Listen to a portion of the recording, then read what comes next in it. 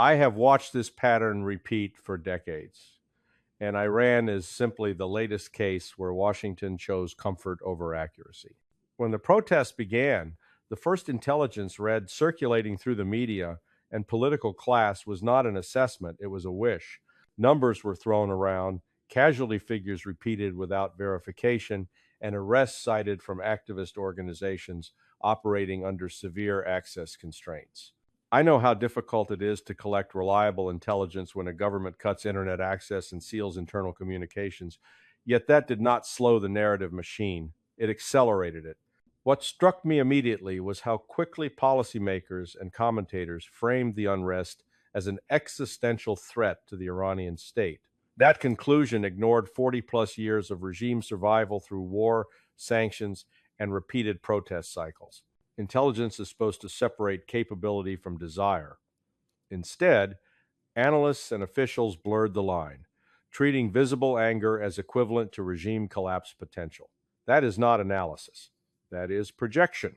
Reports of over 100 deaths and thousands of arrests were circulated as proof of regime desperation rather than as indicators of a security apparatus still functioning under stress. The distinction matters. A collapsing regime loses command coherence. Iran's did not. The Islamic Republic responded with repression it has used before, calibrated to intimidate without triggering mass defection inside its own institutions. That reality was largely absent from early U.S. assessments. Even more troubling was the speed with which discussion shifted from observation to intervention. Public reports described preliminary U.S. conversations about possible strikes, including large-scale aerial attacks on Iranian military targets. No equipment moved, no consensus reached, but the signal was sent. Intelligence professionals understand signaling. So do adversaries. Floating military options without commitment is not deterrence. It is noise. I recognized another familiar failure, the confusion of sympathy with strategy. Expressions of moral support, amplified by politicians and media figures, were interpreted as leverage. They were not. Encouragement without capability is not support, it is exposure. It tells protesters someone might be watching while quietly confirming that no one is coming. This is how intelligence becomes fiction. Facts are selected to fit a storyline. Uncertainty is treated as confirmation, and policymakers begin acting as if belief itself changes reality. I have learned the hard way that protests are easy to see and power is easy to misunderstand. Intelligence failures often begin when analysts confuse visibility with leverage. In Iran, the crowds in the streets were real, the anger was real, and the economic pain driving it was undeniable. What was not real was the assumption that public unrest automatically translates into strategic vulnerability for a hardened revolutionary state.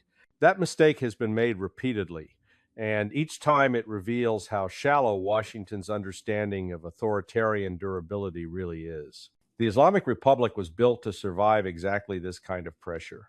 Its internal security architecture is layered, redundant, and ideologically conditioned to absorb unrest without fracturing. The Revolutionary Guard, the Basij, and the intelligence services do not operate as neutral institutions waiting for political direction. They are political actors themselves, bound to the survival of the system. Any serious intelligence assessment would begin there. Instead, much of what I saw treated the regime as if it were a fragile parliamentary government, one shock away from collapse. The arrest figures and casualty reports were cited as proof that the state was losing control. I read them differently. Mass arrests indicate identification, not panic. Controlled violence signals command authority, not chaos. When a regime is truly at risk, defections appear, orders are disobeyed, and communications break down inside the security services. None of that was evident. The state tightened information control, restricted connectivity, and applied force selectively.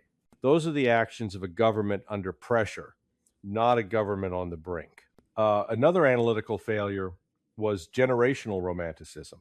The focus on young protesters who had never known life before the revolution made for compelling television, but it obscured the real question. Intelligence officers should ask, who holds weapons, payrolls, and internal surveillance? Youthful demographics do not overthrow states on their own. Institutions do. There was no credible evidence that Iran's coercive institutions were splintering or hesitating. What concerned me most was how this misreading fed policy escalation. When policymakers believe protests equal imminent collapse, they begin to think time is on their side. That illusion encourages reckless signaling and empty threats. Talk of intervention, sanctions, escalation, or rhetorical promises of support sound bold, but they rest on a false premise that the regime is weaker than it actually is. This is where intelligence must be cruelly honest. Power does not care about narratives. It responds to force, cohesion, and survival incentives. Iran's leadership understood this. Washington, once again, preferred to believe its own story. One of the most corrosive developments I witnessed during my career was the gradual replacement of intelligence analysis with narrative reinforcement. Iran made that pathology impossible to ignore.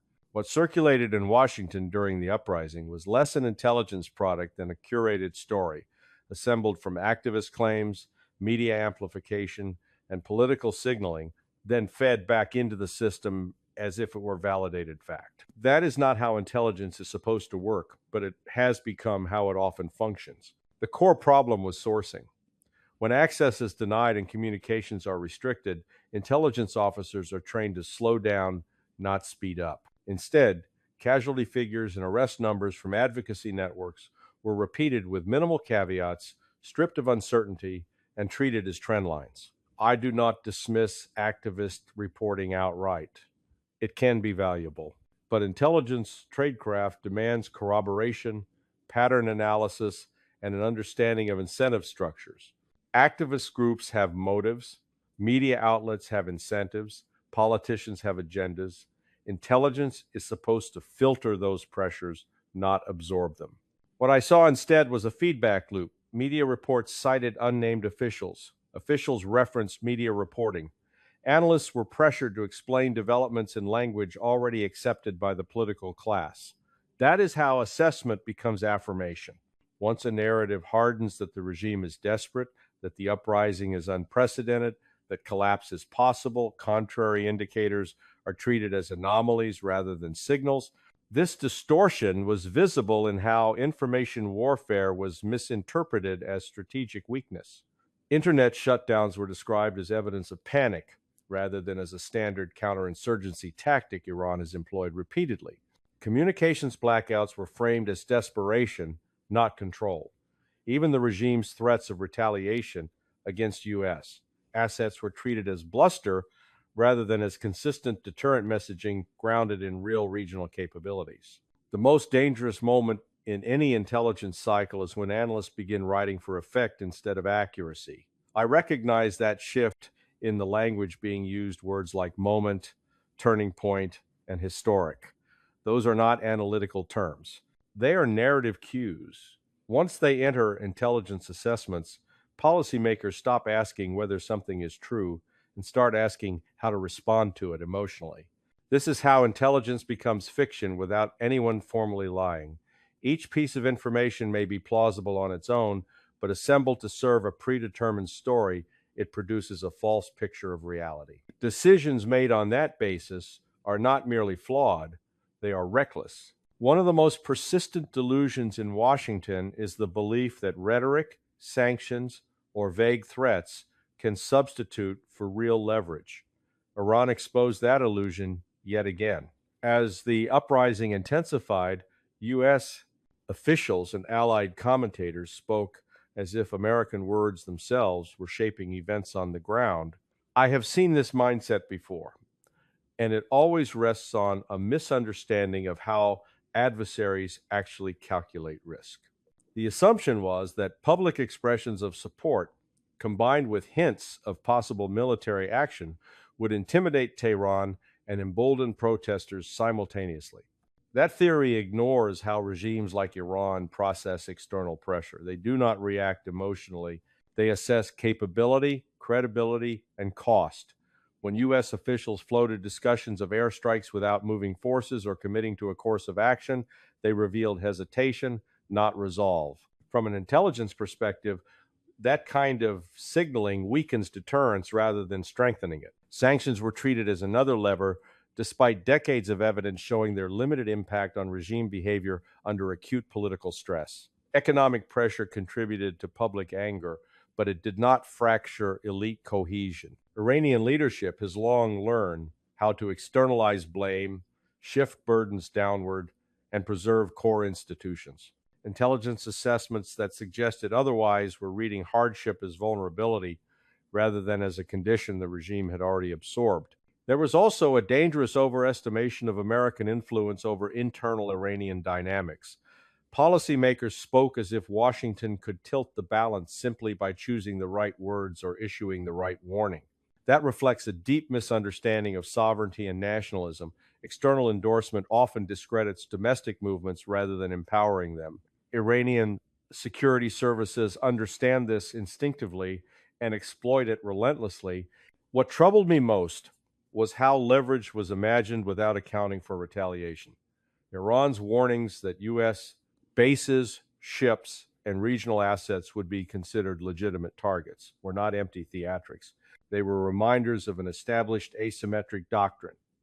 Any serious intelligence estimate would place those capabilities front and center. Instead, they were downplayed to preserve the illusion that escalation could be managed cleanly and at low cost. This is where strategic self-deception becomes institutionalized.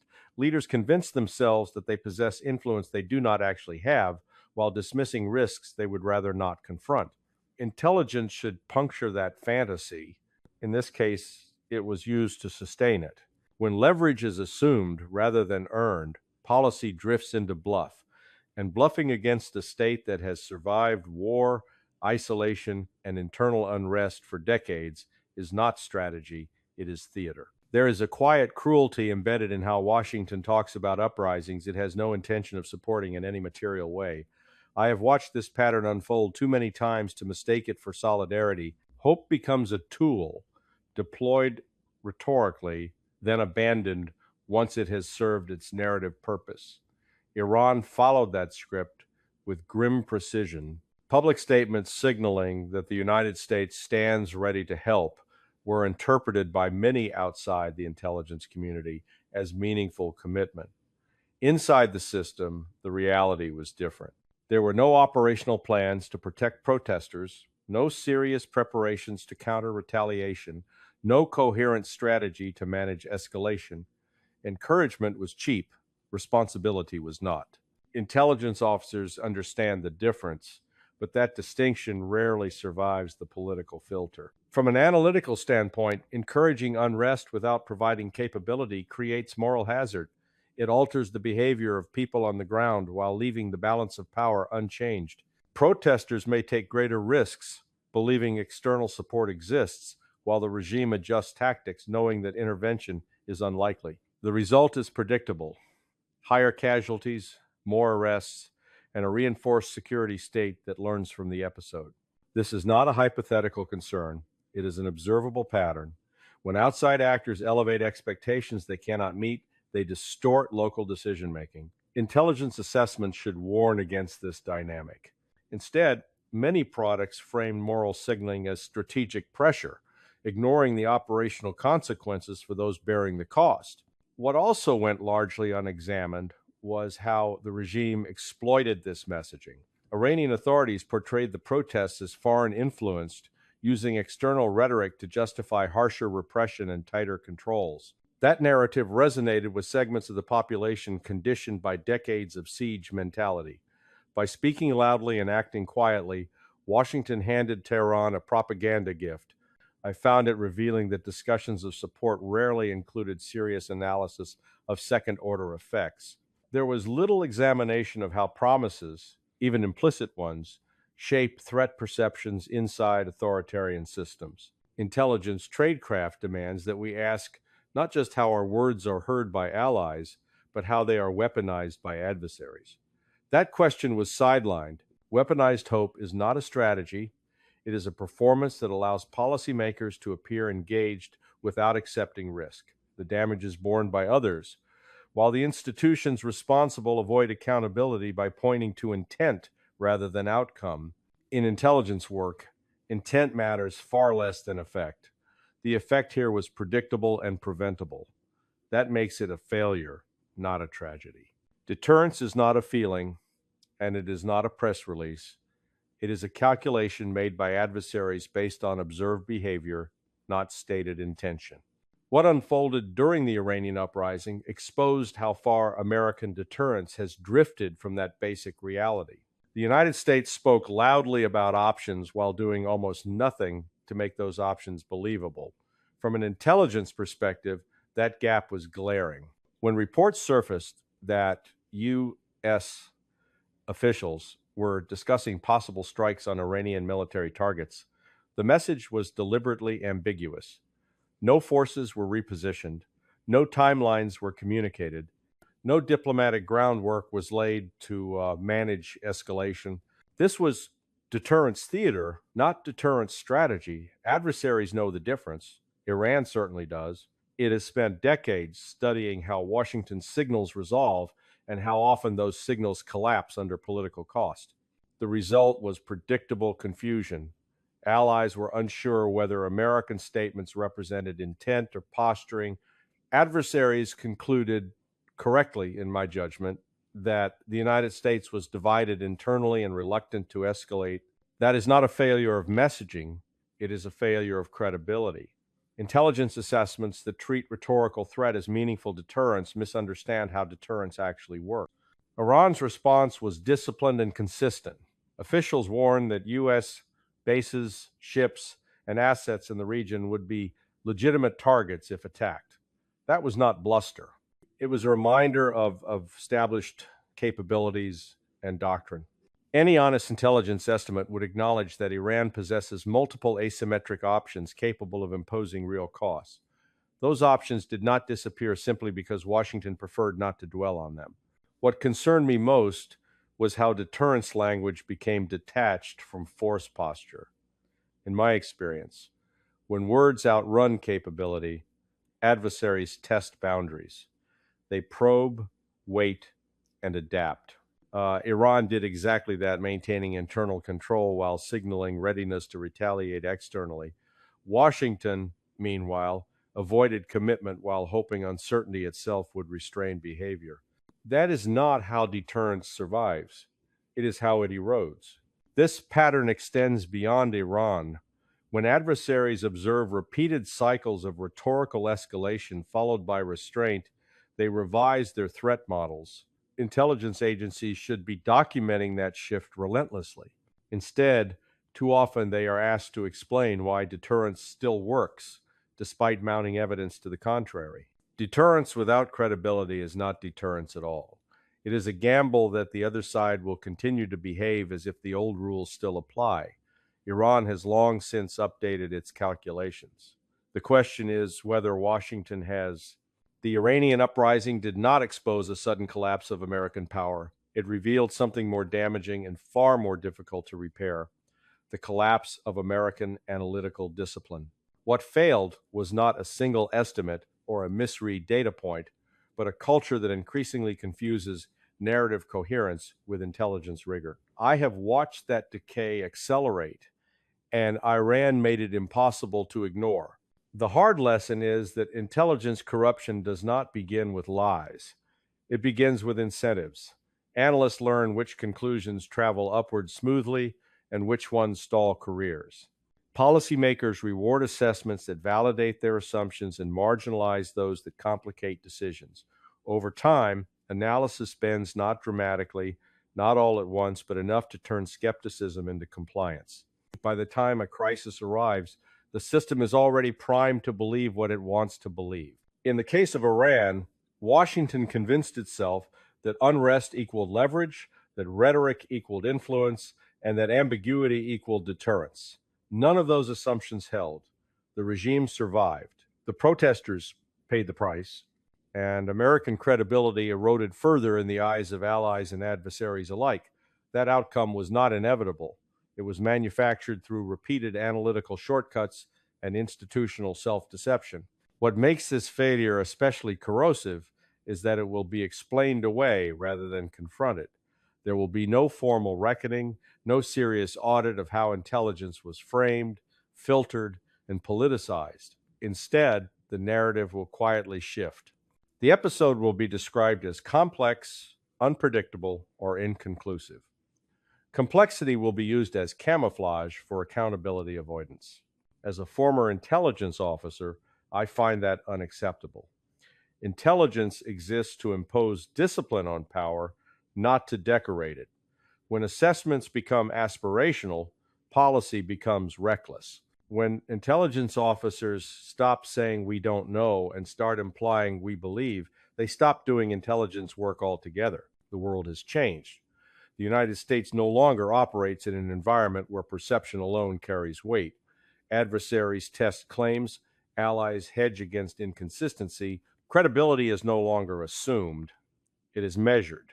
Until Washington relearns how to separate analysis from advocacy, every crisis will reinforce the same pattern of overconfidence followed by quiet retreat. Iran did not defeat the United States strategically. The United States defeated itself intellectually. That is the hardest lesson of all, because it requires institutions to admit that the problem is not external resistance, but internal decay.